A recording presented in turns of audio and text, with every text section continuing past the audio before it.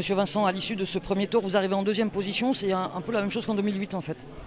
Oui, on est à peu près dans ce qui était envisagé par les sondages, avec, on l'a tous remarqué, une abstention à gauche qui est très forte dans certains bureaux.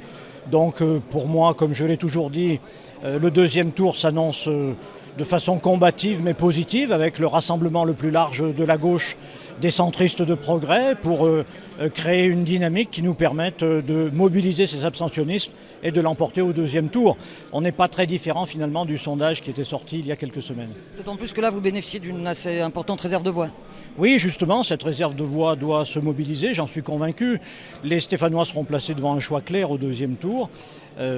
Conserver le maire et l'équipe qui a conduit le redressement de la ville durant ces 6 années, ou alors tenter une aventure ou le retour en arrière avec la gestion catastrophique que l'on a connue.